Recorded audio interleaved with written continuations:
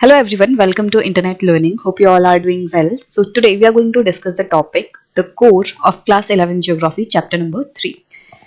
So far we have discussed the topics, the crust and the mantle. So these are the layers that are above core, and now core is the innermost layer of earth. So at the top there is crust, then below crust there is mantle, and below mantle there is core. So as indicated earlier, the earthquake waves velocities helped in understanding the existence of the core of the earth.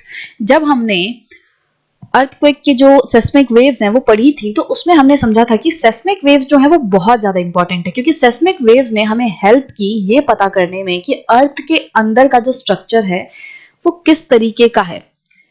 क्योंकि जो S wave है वो सिर्फ और सिर्फ solid से travel करती है, वो लिक्विड से ट्रैवल नहीं करती है। इसका मतलब कि जब एस वेव ट्रैवल नहीं कर रही थी, जब आगे एस वेव ट्रैवल नहीं हुई, तो इसका मतलब हमें पता चल गया कि अर्थ के अंदर कहीं तो ऐसा पार्ट है जो कि लिक्विड है, which is not allowing S wave to pass. So हमें जो सिस्मिक वेव्स हैं, जो अर्थक्वेक वेव्स हैं, उनकी वेलोसिटीज, उनके नेचर से पता चला कि अर्थ के अंदर क्या है, अर्थ के अंदर जो कोर है उसके बारे में हमें पता लगा। The core mantle boundary is located at the depth of 2900 kilometre. तो कोर एंड मेंटल की जो बाउंड्री है वो 2900 किलोमीटर तक की है, मतलब 2900 किलोमीटर पर है। हमने जब मेंटल के बारे में डिस्कस किया था तो हमने देखा था मेंटल कहाँ तक है, 2900 किलोमीटर तक मेंटल है। तो जब 2900 किलोमीटर तक मेंटल है तो उसके नीचे क्या शुरू हो जाएगा, कोर शुरू हो जाएगा। So this is mental and below this is core. So this is core mantle boundary at 2900 kilometre. उसके बाद क्या है, the outer core is in liquid state while the inner core is in solid state. So core के भी दो parts हैं। तो जैसे ये कोर है पूरा, तो इसके भी दो पार्ट हैं, एक आउटर कोर, ये आउटर कोर है, एंड ये इनर कोर है। तो जिस तरीके से हमने मेंटल के लेयर्स देखे थे कि अपर मेंटल है, लोअर मेंटल है, इसी तरीके से कोर के भी दो पार्ट्स है, outer core and inner core. अब ये जो आउटर कोर है ये लिक्विड, एंड जो इनर कोर है वो सॉलिड रहता है। इनर कोर क्या है, सॉलिड है। The core is made up of very heavy materials mostly constituted by निकल एंड आयरन। अब कोर जिन मटेरियल से बना है वो बहुत ही ज्यादा हैवी मटेरियल्स हैं, एंड ज्यादातर जो कोर में मटेरियल्स पाए जाएंगे, जो हैवी मटेरियल है, वो है nickel and iron. It is sometimes referred to as the NiFe layer, और इसीलिए कभी कभी जो कोर है उसको नाइफ लेयर कहा जाता है। ठीक है, Ni फॉर निकल एंड Fe फॉर आयरन। ठीक है, तो इसीलिए कभी कभी जो कोर है उसको नाइफ भी बोला जाता है। अब देखो, अगर हम इनर कोर की बात करें तो जैसे जैसे हम अंदर जा रहे हैं, अर्थ के अंदर जाते हैं, टेम्परेचर बढ़ता है एंड प्रेशर बढ़ता है। तो इनर कोर जो है वो इतने हाई टेम्परेचर एंड इतने हाई प्रेशर के बावजूद भी वो सॉलिड क्यों है।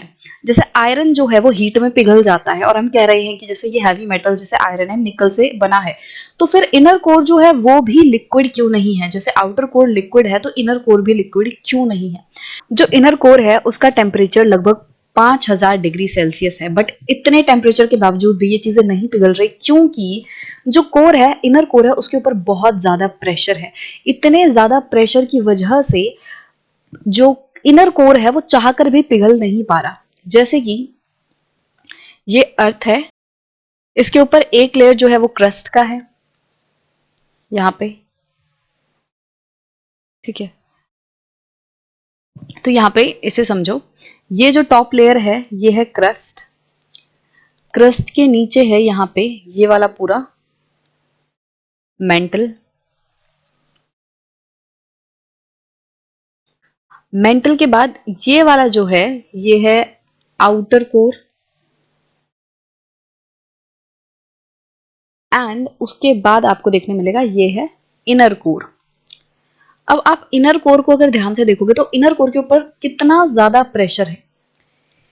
जितने भी ऊपर के लेयर हैं वो सारे के सारे इनर कोर पे प्रेशर डाल रहे हैं। तो इस वजह से क्या है, इनर कोर चाहकर भी वो पिघल नहीं पा रही। मतलब जैसे ही वो एक्सपेंड करने की कोशिश करती है, उसके ऊपर की जो लेयर है वो उसे दबा देते हैं, ऐसे समझ सकते हो। तो प्रेशर की वजह से, बहुत ज्यादा प्रेशर की वजह से जो इनर कोर है वो इतने हाई टेम्परेचर पे होने के बावजूद भी सॉलिड स्टेट में है लिक्विड के बजाय। अब इसके ऊपर का जो आउटर कोर है वो लिक्विड है, क्योंकि आउटर कोर में कुछ मटेरियल ऐसा है कि जो इतने हाई टेम्परेचर पे भी अपने आप को एक्सपेंड कर ले रहा है, प्लस उसके ऊपर इतना ज्यादा जो प्रेशर है वो नहीं लग रहा है। ठीक है, तो इसीलिए आउटर कोर जो है वो लिक्विड फॉर्म में है। तो ये सारी चीजें जो है वो प्रेशर प्लस मटेरियल कैसा है, किस तरीके का मटेरियल उस लेयर में पाया जाता है, तो इन सारी चीजों पे डिपेंड करता है कि वो जो लेयर है वो लिक्विड है, सेमी सॉलिड है या सॉलिड है। तो ये सारी चीजें हैं। तो जो कोर है इसमें बहुत ज्यादा कुछ नहीं था डिस्कस करने के लिए। मेन बात ये है कि कोर जो है वो इनर मोस्ट लेयर है। कोर जो है उसके दो पार्ट होते हैं, inner core, outer core. Outer core जो है वो लिक्विड है, इनर कोर जो है वो सॉलिड स्टेट में है।